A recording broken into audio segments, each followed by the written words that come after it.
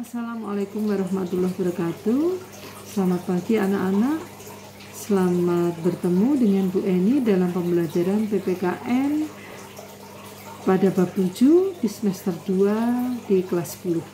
Ini adalah merupakan bab yang terakhir bagi kita, yaitu kita pelajari tentang wawasan Nusantara dalam konteks Negara Kesatuan Republik Indonesia. Hal yang akan kita pelajari pertama yaitu pengertian wawasan Nusantara. Apakah yang dimaksud dengan wawasan Nusantara? Pengertian ini bisa kita ambil dalam ketetapan MPR tahun 99 dan bisa kita ambil pula di Wikipedia. Apakah yang dimaksud dengan wawasan Nusantara?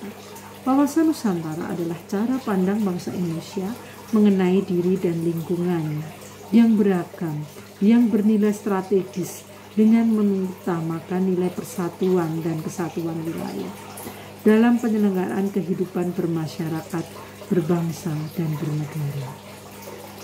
Adapun latar belakang wawasan Nusantara yaitu meliputi falsafah Pancasila.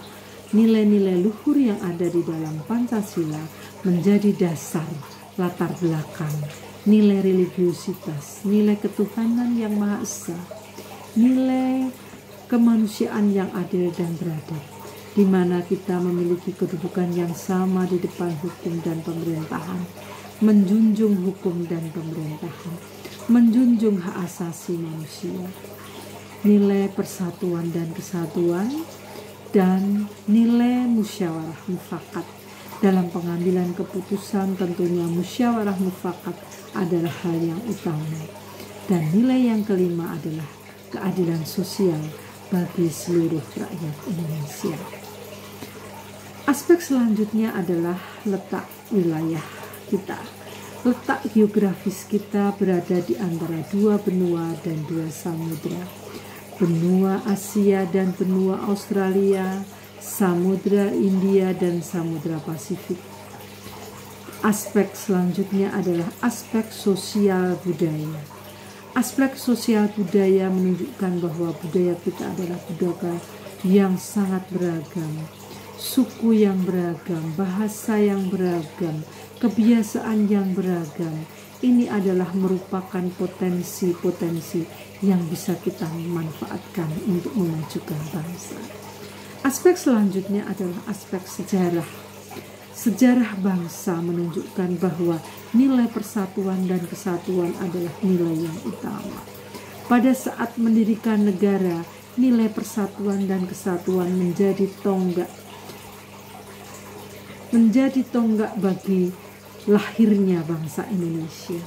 Demikian juga pada saat sekarang ini, pada saat kita mengisi kemerdekaan, nilai persatuan dan kesatuan juga merupakan nilai yang utama.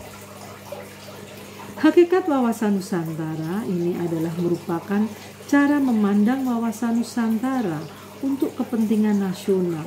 Wawasan Nusantara diwujudkan sebagai satu kesatuan politik, ekonomi, sosial, budaya, dan pertahanan keamanan. Asas wawasan Nusantara adalah asas yang digunakan, yang harus kita patuhi, harus kita wujudkan dalam kehidupan ini. Asas kepentingan yang sama, keadilan, kejujuran, solidaritas, kerjasama, kesetiaan menjadi asas dalam wawasan Nusantara.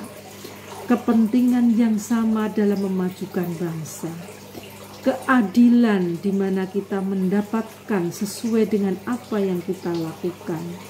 Kejujuran berpikir, berbicara, berpendapat.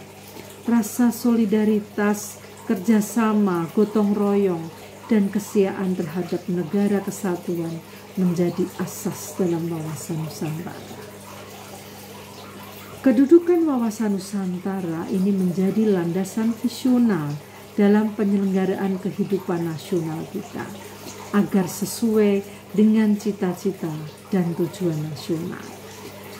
Fungsi wawasan Nusantara ini menjadi pedoman kita, memotivasi, mendorong, memberi rambu-rambu untuk menentukan segala kebijakan yang berupa keputusan tindakan bagi penyelenggara negara dari pusat sampai daerah dalam penyelenggaraan kehidupan bermasyarakat, berbangsa, dan bernegara.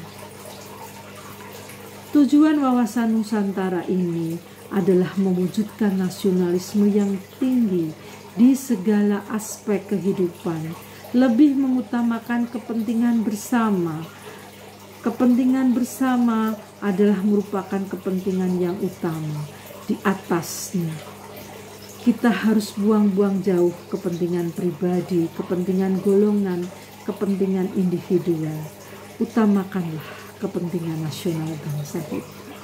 Secara khusus, wawasan Nusantara ini terdapat di dalam tujuannya, terdapat di dalam alinea keempat pembukaan Undang-Undang Dasar 45 yang berbunyi bahwa negara melindungi segenap bangsa dan seluruh tumpah darah Indonesia. Negara memajukan kesejahteraan umum. Negara mencerdaskan kehidupan bangsa. Negara juga ikut menciptakan perdamaian dunia. Tujuan ke dalam ini mewujudkan segenap aspek kehidupan secara alamiah dan secara sosial. Aspek kehidupan alamiah dan sosial ini sering disebut dengan Astagatra, 8 gatra. Astagatra ini meliputi aspek Trigatra dan Pancagatra.